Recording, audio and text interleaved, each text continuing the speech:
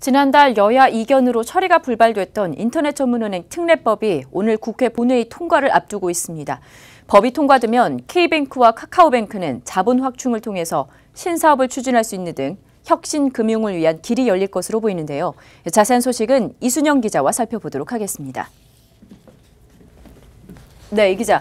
오늘 인터넷 전문은행 특례법이 국회 본회의 통과를 앞두고 있습니다. 네, 그렇습니다. 네. 국회는 오늘 본회의를 열고 주요 네. 쟁점 법안을 처리할 계획인데요. 네. 원래 2시부터였는데 5시로 연기가 됐습니다. 네. 오늘 쟁점 법안에는 말씀하신 인터넷 전문은행 특례법이 포함이 돼 있는데요. 네. 우선 인터넷 전문은행 특례법에 대해서 좀 간단히 설명을 드리면 은산분리 규제 완화법이라고도 이제 보통 얘기를 하게 되는데 인터넷 은행에 대한 산업자본 지분율 제한을 높이는 것을 골자로 하고 있습니다. 그동안에는 산업자본이 은행 지분을 최대 10%, 의결권이 있는 지분은 4%까지만 보유할 수 있었는데요. 이것을 34%로 완화해 주자는 겁니다. 국회 정무위원회가 어제 전체회의에서 특례법 의결을 한 만큼 오늘 특별한 이견이 없으면 본회의에서 통과될 것입니다만 다만 현재 더불어민주당 내에서 약간의 좀 찬반이 양립하고 있어서 조금 한번 살펴봐야 될 것 같습니다. 네. 어쨌든 이번에 이 국회 본회의를 통과하게 되면 그동안 자본금이 부족해서 새로운 시도를 하지 못했던 인터넷 은행들의 숨통이 좀 트이게 될 것으로 보입니다. 네. 일단은 그러면 이제 카카오뱅크는 어떤지 좀 살펴보도록 할까요? 네. 그동안에 이 K뱅크와 카카오뱅크는 은산분리 규제법으로 자본 확충과 투자 확대 등의 좀 어려움을 겪어왔는데요. 이 특례법 통과로 인해서 새로운 활로를 모색할 수 있게 됩니다. 특히 은산분리 규제 완화는 국내 제1호 인터넷은행 K뱅크가 단비가 될 것으로 보이는데요. 이 K뱅크는 카카오뱅크에 비해서 자본이 부족해서 올 들어서 자본금 부족으로 인해서 대출 상품을 여러 차례 중단한 바 있습니다.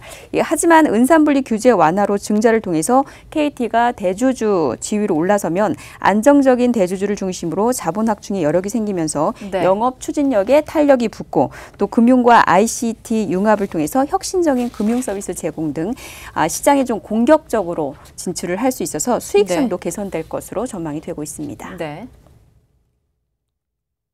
저희가 이제 저희 인터넷은행 출범 취지에 맞춰서 중금리 대출 등 포용적 금융을 더욱 확대하고 ICT 기반의 금융 혁신을 통해 소비자들에게 더 혁신적인, 더 좋은 금융을 제공하기 위해서.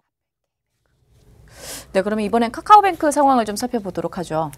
네, 카카오뱅크 역시 이 카카오뱅크 지분을 확대할 가능성이 높습니다. 현재 카카오뱅크의 주주 구성을 살펴보면 한국금융지주가 지분을 50% 정도 이제 보유를 하면서 최대 주주로 돼 있지만 이번에 은산분리 규제 완화로 2대 주주인 카카오의 지분이 확대될 것으로 예상이 됩니다.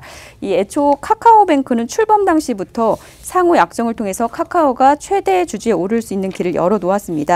이번 은행법이 개정이 되면 이 카카오 보유 지분 한도가 늘어나면서 한국금융지주가 그 지분율이 카카오보다 이제 낮추기로 한 것인데 현재 카카오는 카카오뱅크에 대한 지분이 15% 이상으로 확대됐을 경우에 한국금융지주의 지분을 매수할 수 있는 콜옵션을 보유하고 있는 상황입니다. 네.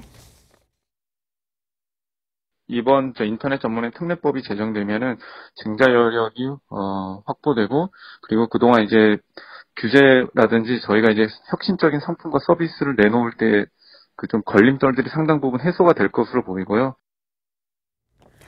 네, 카카오뱅크는 이번 은산분리 규제 완화가 되면 혁신적인 인터넷 은행으로 성장하기 위해서 다양한 서비스를 제공할 수 있을 것으로 전망했는데요. 실제로 이 카카오뱅크의 윤호영 대표도 지난 7월 기자간담회에서 은산분리 규제가 완화가 된다면 지금까지 카카오뱅크가 선보였었던 챗봇 기능이나 아니면 AI와 같은 기술을 접목해서 소비자가 원하는 서비스를 제공할 수 있다. 이런 걸 기대해 볼 수 있다. 이렇게 밝힌 바 있습니다.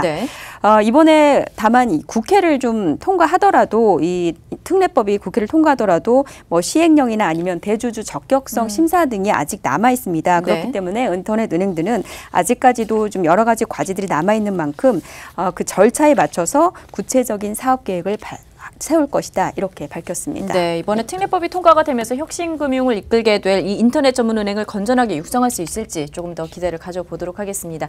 지금까지 이순영 기자와 함께 살펴봤습니다.